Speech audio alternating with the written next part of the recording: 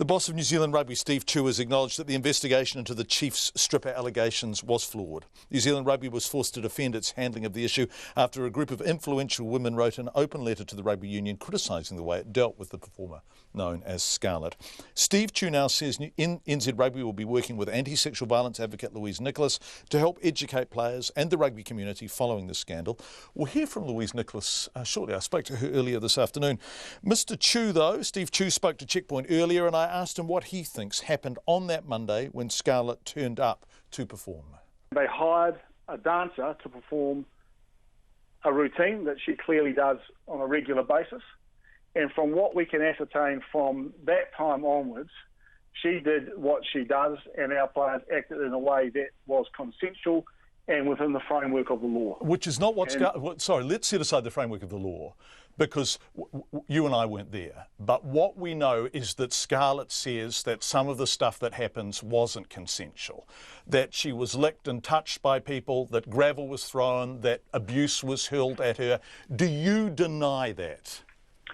Well, I deny it on the basis of the investigation that we have conducted and the conversations that have been held with our players and the witnesses that were there who were completely independent of the team, 4 of whom were female and 4 of whom were male. Right.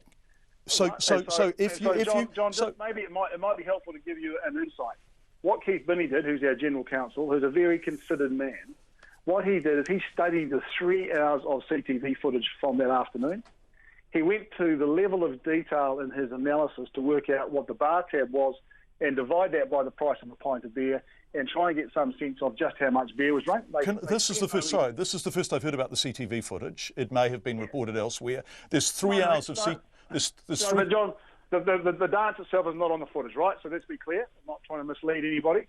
But I said at the outset we had conducted a very thorough investigation. We, largely because we were trying to respect the privacy of Scarlett, did not want to go into the detail of that. Because this routine is something that most people, I think, would be a little surprised to hear happens. Okay, let's set all of that aside. Was she licked and touched by people she hadn't given permission to do that? And was gravel thrown at her? No. She says the opposite. She says it happened. So you are not accepting her version of events. All I can do, John, I will not be drawn into making a statement about her version of events. I can only tell you what our General Counsel has found by talking to independent witnesses and reviewing all the footage. And all I can tell you, and I've actually personally asked 1 or 2 of the players that were there myself, did these things happen? And they say categorically, no, they didn't.